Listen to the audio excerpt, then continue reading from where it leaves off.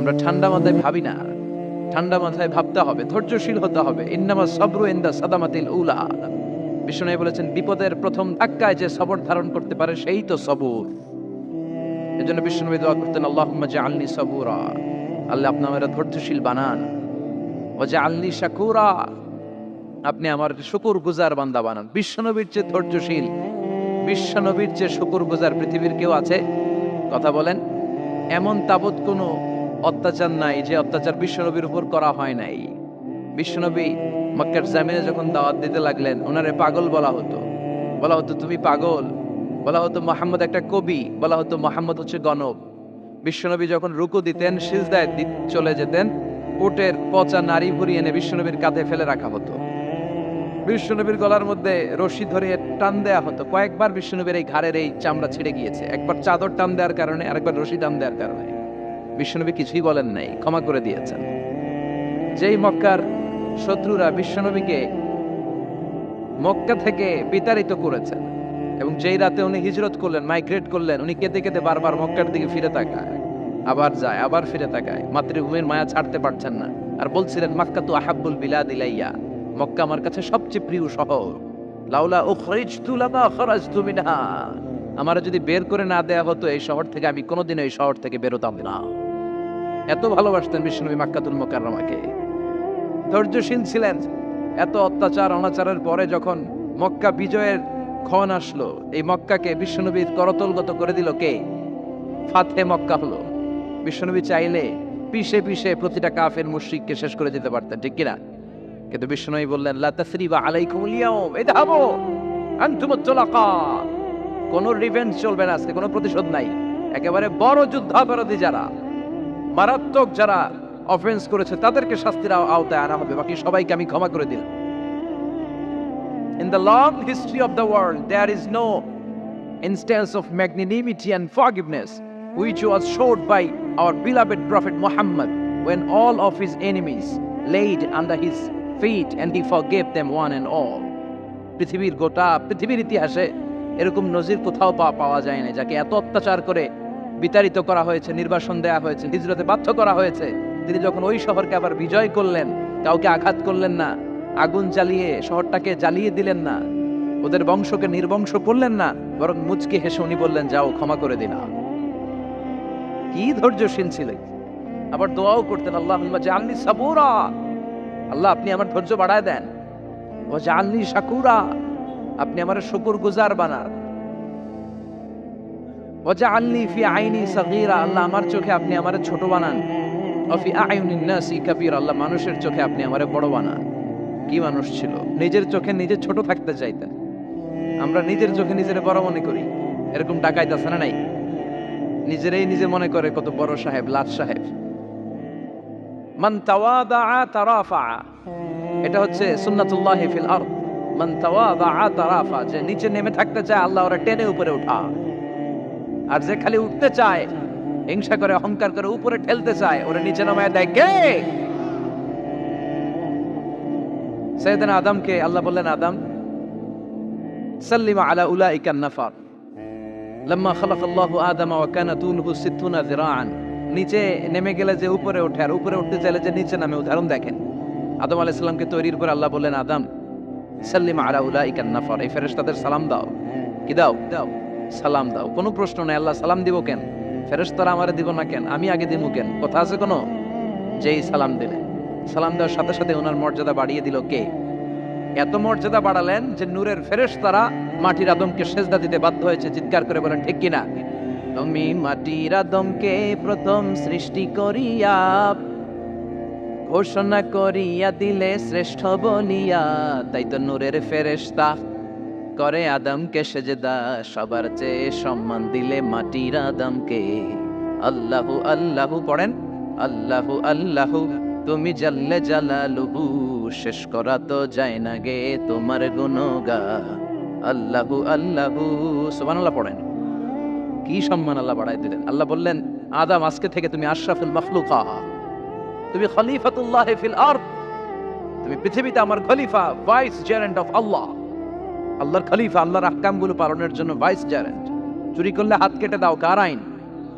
এই কাজ আদম তুমি দুনিয়াতে যেয়ে করবা। জিনা করলে ডেথ পেনাল্টি, হেড অফ, শিরোচ্ছেদ করে দাও। কার আইন? খলিফা হিসেবে মানুষ এসে করবে। মানুষকে আল্লাহ আশরাফুল মাখলুকাত বানিয়ে দিলেন, নিচু হয়েছে বড় বানিয়ে দিলেন। আর শয়তানের অবস্থা কি? শয়তানকে আল্লাহ বললেন সেজদা দে আদমকে। শয়তান যুক্তি দাঁড় করিয়েছে, খালাকতাহু মিন তিন খালাকতানি মিন নার ওয়া খালাকতাহু মিন তিন। আল্লাহ, আপনি আমারে বানাইছেন আগুন দিয়া। কি দিয়া? আগুনের ধর্ম উপরের দিকে ওঠে আর মাটির ধর্ম সে নিচে পড়ে থাকে, আমি কেন সেজদা দেব? শয়তানকে চিরকালের জন্য ইবলিস মালউন, অভিশপ্ত আর জাহান্নামী হিসেবে ঘোষণা দিয়ে দিল কে? এজন্য আপনি ছোট থাকতে চাইবেন, আপনারে বড় বানাবে কে? আর আপনি নিজে যদি বলেন আমি বড়, থাপ্পড় মেরে আপনারে নিচে নামাই দিবে কে? এজন্য বিশ্বনবী দোয়ায় বলতেন, আল্লাহুম্মা জাআলনি সাবুরা ওয়াজআলনি শাকুরা ওয়াজআলনি ফি আইনি সাগীরা ওয়া ফি আয়ুনিন নাসি কাবীরা। ও আল্লাহ, আপনি আমারে ধৈর্যশীল বানান, আপনি আমারে শুকরগুজার বান্দা বানান, আমার চোখে আমারে আপনি ছোট বানান, মানুষের চোখে আপনি আমারে বড় বানান। সুবহানাল্লাহ পড়েন। এজন্য সবসময় শুকরগুজার থাকার চেষ্টা করতে হবে। রাজি আছেন তো? যে কোনো মুহূর্তে, যে কোনো পরিস্থিতিতে আমরা শুকরিয়া করব কার? চিল্লায় বলেন কার? আমরা যেন বেশি বেশি আল্লাহ তাআলার শুকরিয়া আদায় করতে পারি। আল্লাহ তুমি তৌফিক দাও। সবাই পড়ি আমিন। উত্তর চান্দোলা হিলফুল ফুজুল ইসলামী সংগঠনের উদ্যোগে আজকের এই তাফসীরুল কোরআনের প্রোগ্রাম। হিলফুল ফুজুল নামটা আমার বড্ড প্রিয়। বিশ্বনবী যখন 15 কিংবা 20 বয়স, কোনো বর্ণনায় এসেছে 15, কোনো বর্ণনায় 20, তখন তিনি একটা ছাত্র সংগঠন করেছিলেন, ইয়াং স্টারদের একটা অর্গানাইজেশন করেছিলেন। ওটার নাম তিনি দিয়েছিলেন হালাফুল ফুদুল। হালাফুল ফুদুল, ওইটারই আমরা বাংলায় কি বলি? হিলফুল ফুজুল। হালাফ মানে শপথ, oath, we take an oath in the name of Allah. আল্লাহর নামে শপথ নেয়ারে বলে হালাফ।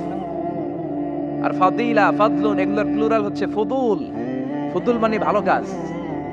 ভালো ভালো কাজের উপর বিশ্বনবী যুবকদেরকে একত্রিত করলেন যে মক্কা শহরে কোনো টেন্ডারবাজি চলবে না, কোনো চাঁদাবাজি চলবে না, দুর্বলের উপর সবলের অত্যাচার চলবে না, জালিমের জুলুম চলবে না, হত্যা চলবে না, ধর্ষণ চলবে না, রাহাজানি চলবে না।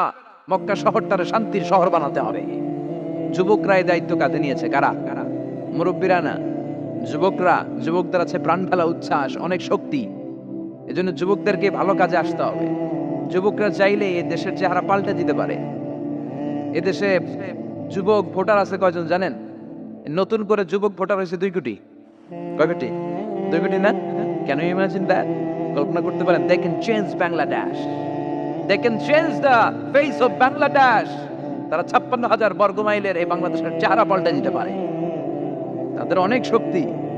এজন্য যুবকদের এই শক্তি কাজে লাগাতে হবে। ফেন্সিডিল, গাঁজা, ইয়াবা, হিন্দি সিনেমা, এগুলোর পিছনে দৌড়ানো যাবে, পর্নোগ্রাফির পিছনে ছোটা যাবে। যুবক বয়সে ভয় করতে হবে কারে? চিল্লায় বলেন কাকে? আল্লাহ আমার যুবক ভাইদেরকে তুমি তৌফিক দাও। বিশ্বনবী হালাফুল ফুদুল তিনি গঠন করলেন মক্কাতুল মুকাররমাতে। পুরো মক্কা শহরটা শান্তির শহর হয়ে গেল। সুবহানাল্লাহ। আল্লাহ উত্তর চান্দোলা হিলফুল ফুজুল ইসলামী সংগঠনকে তুমি কবুল করো। আজকের প্রোগ্রামের সভাপতিত্ব করছেন আল্লামা অধ্যক্ষ গোলাম সরোয়ার সাইদি পীর সাহেব, আড়াইবাড়ি দরবার। আমার প্রিয় নানা ভাই আলোচনা করেছেন, বয়ান করেছেন। আল্লাহ নানা ভাইকে কবুল করো। নানা ভাইটা একটু ইয়াং হয়ে গেছে না? হ্যাঁ, অনেক জায়গায় লোকজন খুব বিভ্রান্তিতে পড়ে যায়। ঘটনা কি? আপনি নানা হইলেন কবে, নাতনি হইল কবে, আবার জামাই পেলেন কবে? আমারও বলা যে তুমি যে আমার নানা ভাই বানাইছো, আমি তো এর উত্তর দিতে দিতে কাম সারা। তো আল্লাহ আমার নানা ভাইকে তুমি কবুল করো। তিনি হকের কথা, কোরআনের কথা বলেন। পীর সাহেবদের মুখে এরকম হুঙ্কার দেখা যায় না। কথা কন। এরা থাকে খানকায়, এদের পেট থাকে বড়। সবার কথা বলছি না, বেশিরভাগ। কথা বলেন। এই ভণ্ডামি এই দেশে আছে না নাই? দোদেল বান্দা কালমা চোরে না পায় শ্মশান না পায় গোরে, দিন থাকিতে আয়রে পথে ছাইড়া দে ভণ্ডামি, ভণ্ডামি ভণ্ডামি ভণ্ডামি, ছাইড়া দে ভণ্ডামি। আছে না নাই? নামাজ কালাম পড়ে না, ইবলিশ শয়তানের নানা। আছে না? নামাজ নাই, রোজা নাই, নাচানাচি, নাচ গান, গোসল করে না, সারা বছরে করে একবার, ওই গোসলের পানি মুরিদরা খায় ফেলায়। আছে না নাই? নামাজ রোজা করে না, ইবলিশ শয়তানের নানা, ধর্মের একখান খুঁটি ধইরা কয়দিন করবা হয়রানি, ভণ্ডামি ভণ্ডামি ভণ্ডামি, ছাইড়া দে ভণ্ডামি। ঠিক কিনা?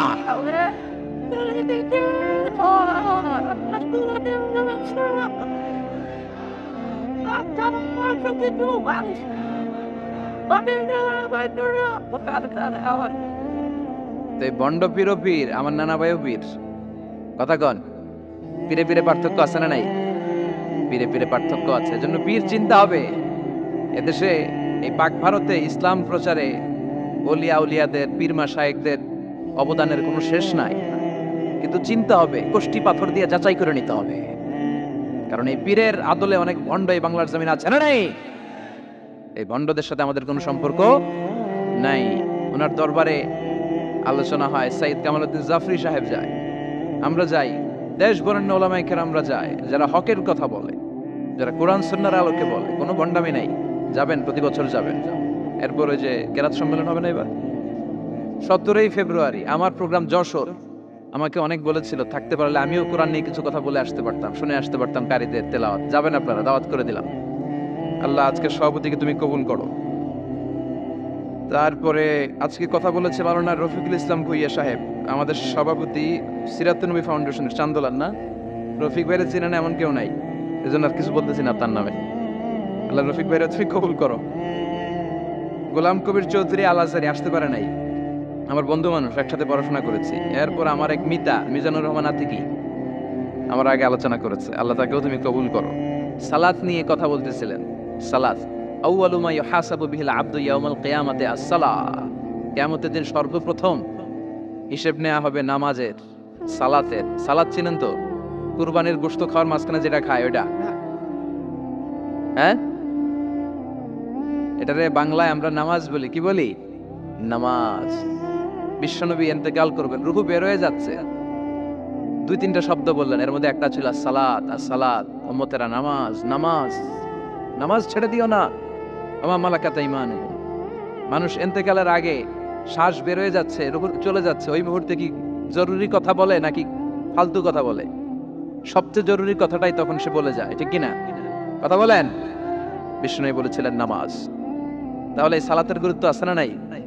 সর্বপ্রথম এই সালাতের ব্যাপারে in the day of judgement আমাদেরকে প্রশ্ন করবে কে? সালাতে কায়েম করো, সালাতে কায়েম করো, হবে সম্মানী তুমি, হবে জান্নাতি তুমি, হবে সম্মানী তুমি, হবে জান্নাতি তুমি, দিবে কাল হাসরে শীতল ছায়া হারশে আজিম, রাব্বিয়াল আলা রাbb। এজন্য বিশ্বনবী বলতেন আশাদ্দুহুম ফি আমরিল্লাহি উমর। আল্লাহর দ্বীনকে আল্লাহর জমিনে বাস্তবায়নের জন্য সবচেয়ে কঠোর সাহাবী হচ্ছে ওমর। সবাই আবু বকরের মতো হলে চলবে। আরহামু উম্মতি আলা উম্মতি আবু বকর। আমার উম্মতের মধ্যে সবচেয়ে রহম দিলের সাহাবী হচ্ছেন আবু বকর।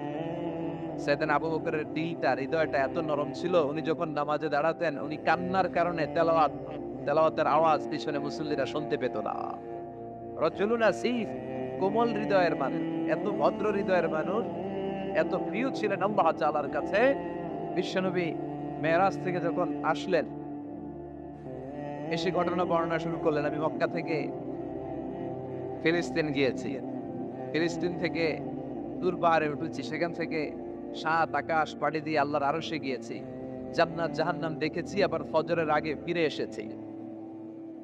আবু জাহেল, উতবা, শাইবা, ওয়ালিদ ইবনে মুগিরা জানতে, ওরা কয় এতদিনে একটা পাইছি, একটা ইস্যু পাইছি, এই ইস্যু দিয়া মুহাম্মাদের বিরুদ্ধে যত বদনাম রটানো যায় আমরা রটাবো। সর্বপ্রথম যে ধরছে বিশ্বনবীর সাহাবী আবু বকরকে, যে বলে আবু বকর দেখো, তোমার বন্ধু এতদিন যা বলতো মেনে নিতাম, আজকে সে কি বলে, সে তো পুরো পাগল হয়ে গিয়েছে। নাউজুবিল্লাহ পড়েন। যেখানে মক্কা থেকে ফিলিস্তিন যেতে লাগে 15 দিন, ফিরে আসতে লাগে 15 দিন, যেতে আর আসতে লাগে 1 মাস, সে নাকি মাঝরাতে উঠে বাইতুল মাকাদ্দাস গিয়েছে, নবীদের নিয়ে ইমামতি করেছে নামাজের, আরো সে গিয়েছে, জান্নাত জাহান্নাম দেখেছে, আবার নাকি ফজরের আগেই চলে এসেছে। এটা কেমন পাগলামির কথা বলো তো? সাইয়েদনা আবু বকর বললেন, আমার রাসূল কি আসলেই এই কথা বলেছে? আবু জাহেল, উতবা, শাইবা বলে, হ্যাঁ, তোমার নবী, তোমার মুহাম্মদ এই কথাই বলেছে। সাইয়েদনা আবু বকর বলেন, বিশ্বনবী যদি এটা বলে থাকেন তাহলে বিশ্বনবী সত্য বলেছে। আমার নবী বলে থাকলে সত্য বলেছে, তিনি মিথ্যা বলতে পারে? আস-সাদিক আল-আমিন, সত্যবাদী, the trust over the personality, সবচেয়ে বিশ্বাসী মানুষ, তিনি কখনো মিথ্যা বলতে পারে? বিশ্বনবী বললেন, আবু বকর আনতা লাস্তা আবু বকর ফাকাত, তুমি আজকে থেকে শুধু আবু বকর নও, আজকে থেকে মিনাল ইয়াউম আনতা আবু বকর as-সিদ্দিক, তুমি আজকে থেকে সত্যবাদী আবু বকর। সেদিন থেকে তিনি সিদ্দিক উপাধি পেয়েছেন। সিদ্দিক মানে যিনি সত্য গ্রহণে, সত্য প্রকাশে, সত্যের ব্যাপারে আপোষহীন। সুবহানাল্লাহ পড়েন। কিন্তু সাইয়েদনা আবু বকর ছিলেন তুমুল হৃদয়ের অধিকারী, তার বিপরীতে সাইয়েদনা ওমরে ফারুক ছিলেন শক্ত হৃদয়ের অধিকারী। এজন্য দুইটারই দরকার আছে, তাইলেই ব্যালেন্স হয়। সবাই নরম হইলেও চলবে না, আবার সবাই গরম হইলেও চলবে না, ঠিক কি না? দুইটার মাঝামাঝি থাকার দরকার আছে না নাই? এজন্য মারামারি করতে পারবেন, কিন্তু এটা করতে হবে ইসলামের পক্ষে। কথা বলেন। আল্লাহ বলে ফাদরিবু ফাওকাল আনাক, গারের উপরে মারো, ওয়াদরিবু মিনহুম কুল্লা বানান, আর গিরায় গিরায় মারো। কোথায় মারতে হবে? গারের উপরে আর গিরায় গিরায়। তবে এটা নিজেদের মধ্যে এই মারামারি করলে চলবে না। ইসলামকে প্রতিষ্ঠা করার জন্য, কালেমার বাণীকে সুউচ্চ করার জন্য যদি মারামারিরও প্রয়োজন হয়, আমরা মারামারি করতে রাজি আছি না? কোন একদিন এ দেশের আকাশে কালিমার পতাকা উড়বে, সেদিন সবাই খোদাই বিধান পে দুঃখ বেদনা ভুলবে। কোন একদিন এ দেশের আকাশে কালিমার পতাকা উড়বে, সেদিন সবাই খোদাই বিধান পে দুঃখ বেদনা ভুলবে, ঠিক কি না? এটা আমাদের স্বপ্ন। আমরা কালিমাকে বিজয়ের আসনে দেখতে চাই। আর মুমিনকে বিজয় দান করে কে? চিল্লায় বলেন কে? আল্লাহ বলেন, ওয়ালা তাহিনু ওয়ালা তাহজানু ওয়া আনতুমুল আ'লাউনা ইন কুনতুম মুমিনিন। চিন্তিত হয়ো না, দুশ্চিন্তা করো না, বিজয় তোমাদের হবেই যদি তোমরা মুমিন হও। তবে ঈমানটা হতে হবে পাক্কা ঈমান। কথা বলেন। এজন্য মারামারি করলেও এটা ইসলামের পক্ষে মারামারি করতে হবে, ইসলামের পক্ষে থাকলেই লাভ। কারণ ইসলামকে যে বিজয় দেয়া হবে এটার ঘোষণা দিয়েছে কে? ওরা চায় মুখের ফুৎকারে ইসলামের বাতিকে নিভিয়ে দিতে। আল্লাহ বলে, কিয়ামত পর্যন্ত আমি ইসলামের বাতিকে জ্বালিয়ে রাখবো। Up to the day of judgement ইসলামের আলো জ্বলতেই থাকবে, কেউ এটা থামাতে পারবে? দেখেন তিনি আজীবন ধরে ক্ষমতার চেয়ারে আসীন, তার ক্ষমতার চেয়ার কেউ কেড়ে নিতে পারবে না। কথা বলেন, কথা কানাকে। বিএনপির ক্ষমতার চেয়ার কেড়ে নেয় আওয়ামী লীগ, আওয়ামী লীগের ক্ষমতার চেয়ার কেড়ে নেয় বিএনপি, এগুলো আমরা দেখছি না? এখন অবশ্য লম্বা সময় ধরে বাংলাদেশ আওয়ামী লীগ ক্ষমতার চেয়ারে আছে। হয়তো কোনো কারণে আওয়ামী লীগের পর আবার নতুন কোন দল ক্ষমতায় আসতে পারে কি পারে না। এভাবে পৃথিবীর রদবদল হয়। আজীবনের জন্য কেউ ক্ষমতার চেয়ারে বসে থাকতে পারে একজন ছাড়া, তিনি কে? আল্লাহ। সেই যে ক্ষমতার চেয়ারে বসছে, কেউ আল্লাহর ক্ষমতার চেয়ার কেড়ে নিতে পারবে? চিল্লায় বলেন, পারবে? এই পৃথিবীতে যারা ক্ষমতায় আসে তাদের কারো ক্ষমতার মেয়াদ 5 বছর। এই যে বাংলাদেশ আওয়ামী লীগ নতুন করে ক্ষমতায় এলো, মেয়াদ কয় বছর? কথা বলেন। 5 বছর। কোন কোন দেশে 10 বছর। আল্লাহ যে ক্ষমতার চেয়ারে বসছে, আল্লাহর ক্ষমতার মেয়াদ কয় বছর? 20 বছর। কি কয়?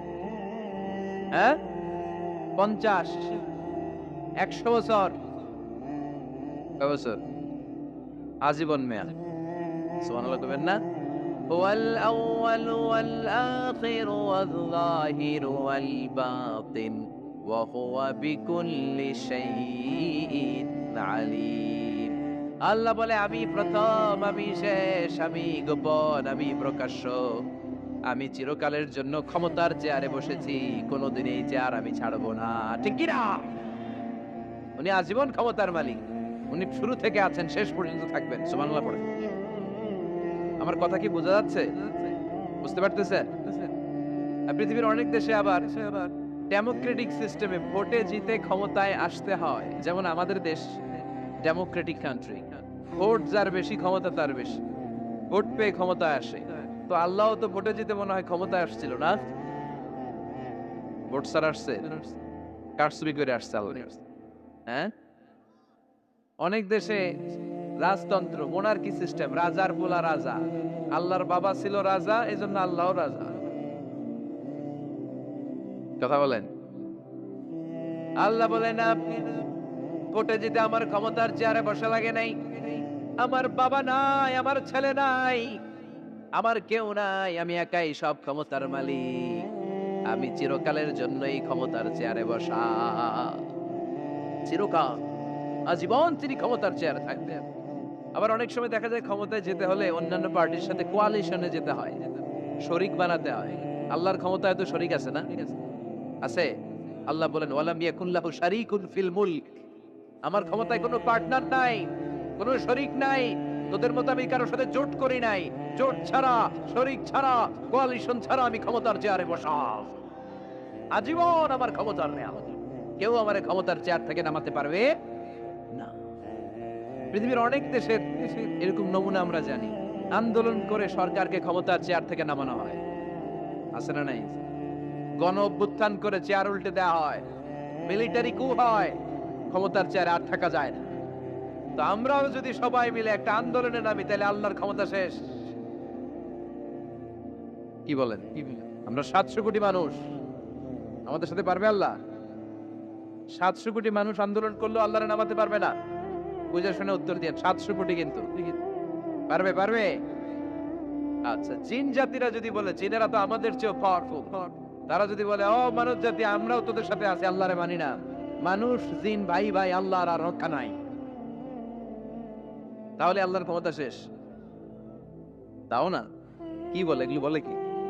আচ্ছা, ফেরেশতারাও যদি বলে যে আমরাও আল্লাহর আর মানছি না, আমরা জিনেরা মানুষেরা 3 দলীয় জোট,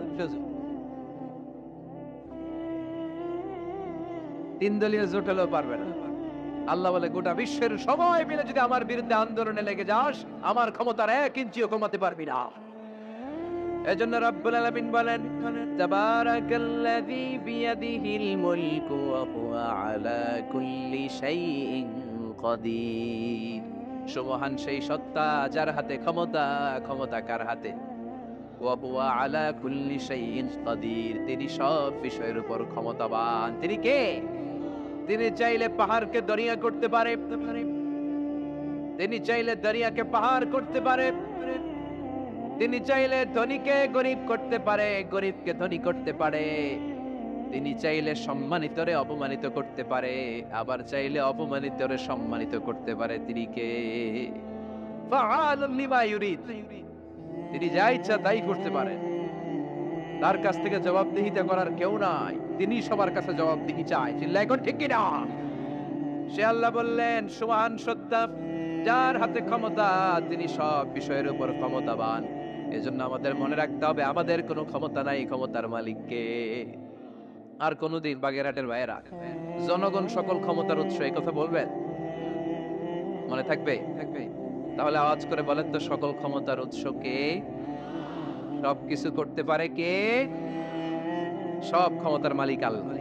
অনেক কথা আল্লাহ 30 আয়াতে বললেন, কয়টা বলবো? কিছু দূর যে আল্লাহ বলা শুরু করলেন ওয়ালাকাদ যায়্যানাস সামাআদ দুনিয়া বিমাসাবিহা ওয়া জাআলনাহা রুজুমাল লিশ-শায়াতিন। সুবহানাল্লাহ পড়েন।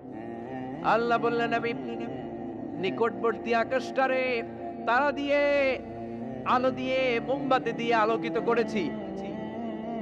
I have beautified the closer skies with light and candles. আমি তারা দিয়ে নিচের আকাশটাকে সুশোভিত করেছি। তারা দিয়ে আমাদের আকাশটারে, মহাশূন্যটারে সুশোভিত করেছে কে? তারা চেনেন? চেনেন না? খালি আকাশের দিকে রাতে তাকালে কি দেখা যায়? তারা। রাতের বেলা তারার মেলা। এখন তো লাইটিং ফাইটিং এর যুগ, তারা চেনা যায় না। আগের লোকেরা তারা না দেখে কিছু করতে পারতো না। আগের মুরব্বীরা তারা দেখলেই বুঝতো কয়টা বাজে, ঘড়ি লাগতো না। আগের নাবিকেরা তারা দেখে তারা রাত কয়টা বাজে নির্ধারণ করে ফেলতো। সুবহানাল্লাহ পড়েন। কত ধরনের তারা আছে। শুক তারা নাম শুনছেন? ধ্রুব তারা শুনেছেন? সপ্তর্ষি মণ্ডল একটা আছে, অনেকে তারা চেনে না। কোটি কোটি কোটি কোটি 7টা তারা একসাথে দেখবেন, এটার বলে সপ্তর্ষি মণ্ডল। আল্লাহ বলে এই তারা দিয়ে আমি আকাশটারে সুশোভিত করেছি। এই তারাগুলো কিন্তু প্রথম আকাশে না, এই তারাগুলো প্রথম আকাশের মহাশূন্যে অবস্থিত। আমরা খালি চোখে যা দেখি এটা আকাশ নয়, এটা মহাশূন্য। এটা কি? বাগেরহাটের ভাইরা উত্তর করেন, এটা কি? এই মহাশূন্যের অনেক অনেক অনেক অনেক অনেক উপরে আকাশ। ওই আকাশ যে কত উপরে এটা নাসার বিজ্ঞানীরাও জানে না। শুরুতে আমরা দেখতে পাই প্রথম আকাশের মহাশূন্য, এর অনেক উপরে প্রথম আকাশ, তারপরে শুরু হয় দ্বিতীয় আকাশের মহাশূন্য, তার অনেক উপরে দ্বিতীয় আকাশ, তারপরে তৃতীয় আকাশের মহাশূন্য, তারপরে তৃতীয় আকাশ, এভাবে একটার চেয়ে আরেকটা বড়, একটার চেয়ে আরেকটা বড়। দ্বিতীয় আকাশের তুলনায় প্রথম আকাশটা কত ছোট শুনতে চান? আপনার হাতের আংটিটা যদি আপনি সাহারা মরুভূমিতে ছুঁড়ে ফেলে দেন, পৃথিবীর সবচেয়ে বড় মরুভূমির নাম কি জানেন? সাহারা মরুভূমি। এই সাহারা মরুভূমিতে আপনার হাতের আংটি ছুঁড়ে ফেলে দিলে পুরো মরুভূমির তুলনায় আপনার হাতের আংটি যত ছোট, আল্লাহর দ্বিতীয় আকাশের তুলনায় আল্লাহর প্রথম আকাশটা ঠিক তত ছোট, একটার চেয়ে একটা বড়। তারপর আমরা নিজের বড় বড় করে দাবি করি। এই যে আজকের প্যান্ডেলে এত মানুষের সমারোহ হয়েছে, তাকালে মনে হয় না যে কত বিশাল জায়গা?